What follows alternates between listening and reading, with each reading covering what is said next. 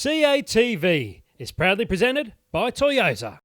Michael Clarke, thanks for joining us on the eve of this second test. You've given every cricket fan around Australia a bit of a heart attack with that ankle. Can you tell us what happened and how it is? No, the ankle's fine. I just went over on it the other day at training. I didn't train yesterday to make sure I was 100% fit for today and obviously the test tomorrow, so it feels fine.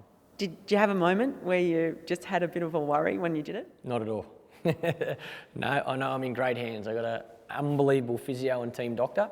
They've looked after me for the last 10 years, so I know I'm in great hands. Now, you've announced an unchanged team. What's the reason for that, and how good does that feel to be able to do that? Yeah, well, you have to ask the selectors what the reason was, but I think it's obviously very pleasing as captain to have the same 11. I think the guys performed really well, the whole team performed really well in Brisbane, and it's a compliment to them to get a second opportunity. So really pleasing. Tough on James Faulkner, who's been playing some really good cricket, but he certainly understands and respects that, you know, he'll bide his time for his opportunity and make sure he's around the group helping out this week. Do you think too that the fitness or the return to fitness of Shane Watson has played a part in that, in being able to shoulder more of the burden? Yeah, definitely. I think on this wicket, Watto's bowling is going to be very handy, as it has been through his whole career. I think not only does he take a lot of wickets for us, but he can build pressure at one end. So Watto's bowling will be crucial for us in this test match. It has been a while since you've gone into a test off the back of a win. Has there been much of a difference? I know there's still 4 tests to go, but is there a subtle shift in the mood? There's probably a bit more confidence around the group, and we feel like we've got a bit of momentum, so we want to make sure we run with that for as long as we can. But in regards to the preparation, it's been identical to Brisbane. The guys have trained exceptionally hard, and you know, that's probably been the most pleasing thing for me, that everybody's feet are still well and truly on the ground. We understand that over the past 12 months, we haven't performed as well as we'd like in Test cricket. It's a great start to the Ashes, beating England in Brisbane, but this test is just as important as that first one. There's been a lot of talk about the bowlers and the workloads for this test and backing straight up to the whacker. So much talk about what's going to happen at the whacker. It almost feels like people have overlooked this test or the possibility of getting a result. I mean, how do you see this test playing out? The players certainly haven't looked at it like that. You know, every game you play for Australia is very important. Like I say, our preparation has been identical to Brisbane, preparing for these conditions that we're about to face, and the guys are ready to go. How much of an advantage is it that they didn't have to bowl as much in that first test? Yeah, I think it helps, there's no doubt about it. But I'm confident they bowl the way they bowled in Brisbane. As a group, as a bowling unit, it doesn't matter where you play. Any conditions around the world, if they bowl like that, they'll manage to take 20 wickets.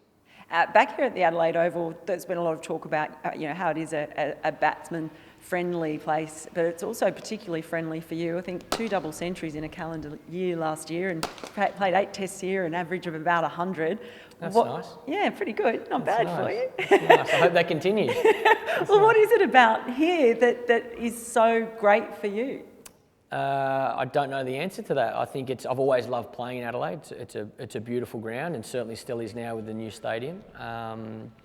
You know, I think the wicket offers enough for both bat and ball. I think if you get in, it is a beautiful place to bat. There's no doubt about that. But I think starting against the new ball, reverse swing, spin, and a good English attack, you know, tomorrow's going to be extremely tough. So all of us have to make sure we are 100% ready to go.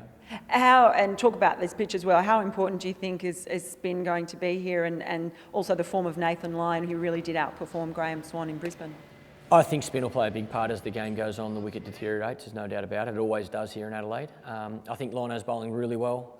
He performed very well in Brisbane, and I know he loves playing here, so yeah, it's exciting for him.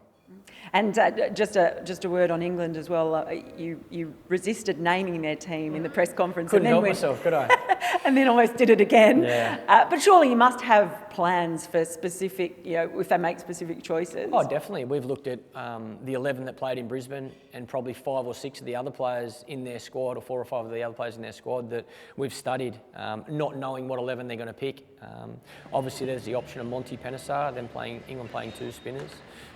They could keep Tremlett in their team, who's got height, so the guys have worked on that in the nets. Bresden's coming back from injury and looked like he bowled pretty well the other day up in Brisbane in their Lions game. So there's plenty of options, and they've got their batters, Bairstow, Balance. So we've studied all their players, not knowing what they're going to do. And expecting them to be possibly more aggressive this time around?